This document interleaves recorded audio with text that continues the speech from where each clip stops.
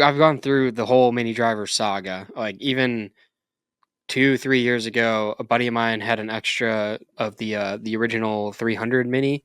That was from what was that, like That was a good 2019, head. something like that. Great head. Like they've all been. I mean, TaylorMade's done a great job with the mini driver series. And then when other people decided to jump onto it, like the Callaway one, I really liked because for me, the Callaway one spun more realistically for that part of the bag.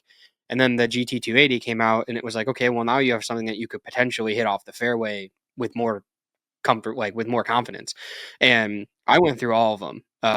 And I've played all of them 13 and a half heads lofted up to like 15 usually. And I was still finding that just the spin and launch profile of those things, it went too far. But my issue was I am the world's worst fairway wood player. So I had nothing to give me an option off the tee on shorter things. But then I ran into this scenario where the mini driver was still too long. And then I made a video about a mini driver should not be a driver replacement. If you hit a mini driver too well and your driver suffers, your driver stinks. And I got roasted by like half the comments of people that were like, well, I hit more fairways and I hit this and this. And I just kept responding. I'm like, no, that means that you need to go get fit for a new driver. So, Johnny, part of my driver excellence that you witnessed came out of me forcing myself to find a driver that could beat my mini driver. And what you saw is what came out of that, basically, because I needed to prove to myself that I could build a driver for myself that was better than my R7 quad mini driver from a pure launch and distance profile. Um, the only caveat to that for me is, and this is something that Tommy actually talks about, is shape. So if you can afford the slot in your bag to play a mini driver, having your driver shape one way and your mini driver shape the other way is a very big benefit, especially here, like Chicago style golf, super tree lined, everything's short, very narrow. If I need to hit a big cut, Johnny, you witnessed what happens when I try to hit a cut.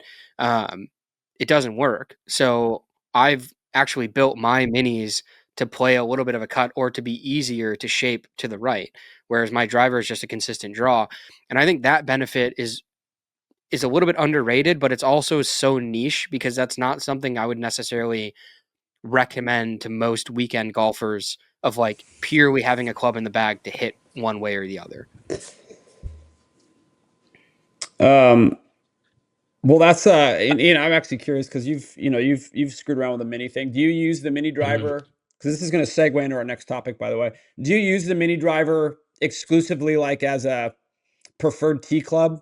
Like you're pulling your driver out when you have to bomb one, but like for the most part, you're trying to make that mini driver kind of do the the bulk of the work? Because that's another Mini question driver, people have to ask yeah. themselves. Mini driver does the bulk of the work for me right now. I Okay. go full Laura Davis mode. Give myself like a little bump on the tee. I don't even use a tee, so I'll just bump up the lie, and I'll just give myself just like a really nice little lifted lie. And mini driver for me is the go-to right now. I'm trying to change that back to the kind of point about kind of trying to, Jake, what you said about your drivers not working if you know they're kind of doing similar jobs. I totally agree with that.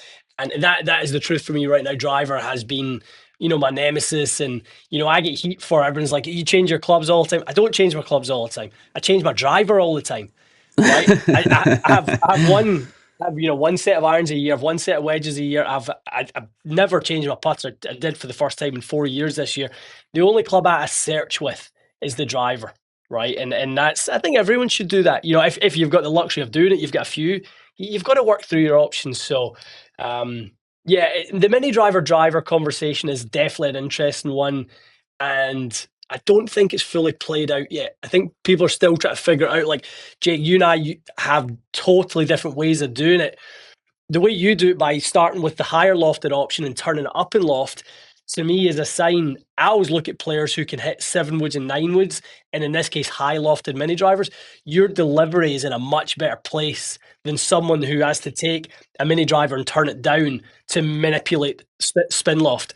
I always look at that as, and that's why this is a quick segue, but I warn people against 7 and 9 woods because people are chronic slicers. They're high dynamic loft players. Why would you give someone with more loft with CG in the back of the bus? that's not really going to help a lot of people. So yeah, exactly, to the moon. So I think people need to be a little careful with trends and just make it individual to Yeah, you also like to that point, you know, you also have to be very specific about what you're asking that golf club to do. So like, you know, you get questions in the AMAs and DMs, people like, I'm thinking about putting a 9-wood in. You think it'd be a good one, you know? And it's like, I don't know if you're going to hit that 9-wood to the moon or you're going to hit it a foot off the ground. I mean, it's again, it goes back to the toolbox analogy where you have to ask yourself, like especially with the mini driver, that's why I asked you that question, Ian, is like, where does it fit? Like, and as a level of importance, does that mini driver, is that your preferred tee, you know, is that your preferred tee club? Because if it is, then you're going to approach it differently than you would if you're building your driver. Like you might build your driver and go, okay, this is house money club. Like if I'm cruising and I'm swinging it good and I want to hit it as far out there as possible, I don't care about the dispersion of this club. I just want it to go 5,000 fucking yards. Where my mini driver is the one that's got to have the balance between dispersion and a little bit of distance. And those are questions that you have to, you know, everybody's got to ask themselves. You can't just blindly make purchases